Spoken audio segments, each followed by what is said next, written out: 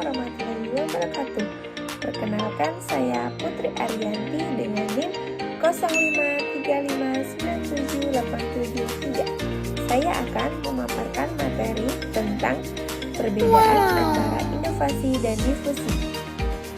Proses adopsi inovasi adalah proses individu atau kelompok dalam menerima, menilai, dan akhirnya menggunakan suatu inovasi. Fokusnya pada keputusan pribadi untuk menerima inovasi. Sebagai contoh adalah seorang petani memutuskan menggunakan bibit padi unggul setelah mereka tahu kelebihannya. 2. Proses difusi inovasi adalah proses penyebaran inovasi dari sumber ke banyak pengguna melalui berbagai saluran komunikasi dalam periode waktu tertentu. Fokusnya pada penyebaran ke masyarakat luas.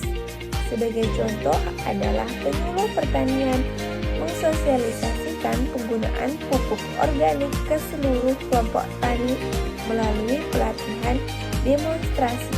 Perbedaan utama yaitu adopsi adalah keputusan individu dan difusi adalah penyebaran dalam masyarakat.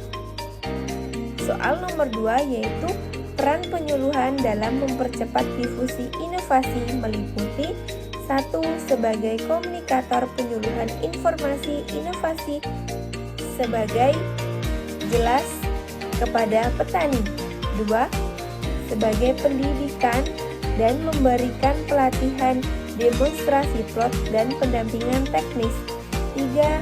Sebagai fasilitator penghubung petani dengan lembaga bermodalan pasar atau instansi pemerintah. 4. Sebagai motivator pendorong petani untuk mencoba inovasi baru.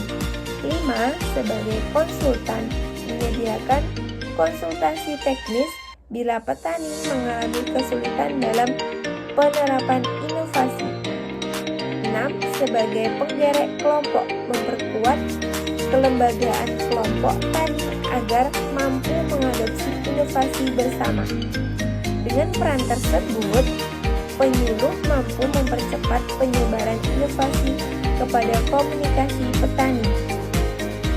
Soal nomor 3 yaitu alasan disebut pendekatan partisipasi, yaitu pendekatan disebut partisipasi karena melibatkan petani secara aktif dalam seluruh proses penyuluhan melalui dari perencanaan, pelaksanaan, hingga evaluasi.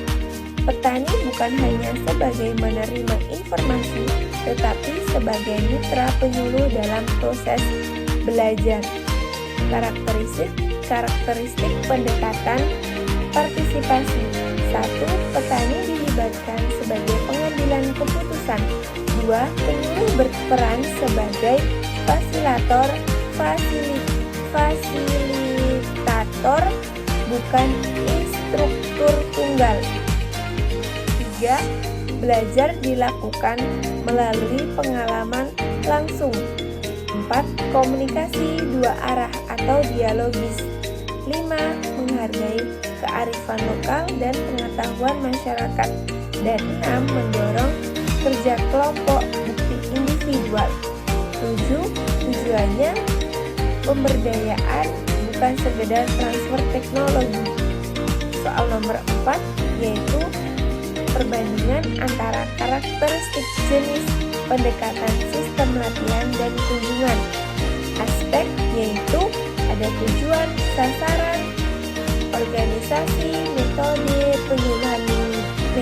penyuluhan, hubungan penyuluhan petani, dan pendekatan pembelajaran. Sedangkan pendekatan laku atau training and visit itu meliputi peningkatan kemampuan teknis petani melalui penyebaran teknologi dari penyuluh ke petani. 2. Petani kontra atau leader yang akan menyebarkan inovasi ke petani lainnya. Yang ketiga yaitu terstruktur hierarkis mengikuti jadwal penyuluh. Dan yang keempat, ceramah demonstrasi kunjungan berkala. Yang kelima, sebagai instruksi dan pengarah utama. Yang keenam, satu arah atau top down, dan yang ketujuh transfer teknologi. Pendekatan partisipasi meliputi pemberdayaan petani agar mampu menganalisis masalah dan menentukan solusi sendiri. Yang kedua yaitu seluruh anggota kelompok atau kemitraan secara bersama. Yang ketiga, fleksibel disesuaikan dengan kebutuhan kelompok. Yang keempat, diskusi kelompok, pra, FGD, FGD, demonstrasi partisipasi, dan yang kelima, sebagai fasilitor, pendamping, dan mitra petani, dan yang keenam, dua arah atau dialogis, dan yang ketujuh, pemberdayaan melalui pengalaman. Sekian pemaparan materi dari saya. Kurang dan lebihnya mohon maaf. Sekian dan terima kasih.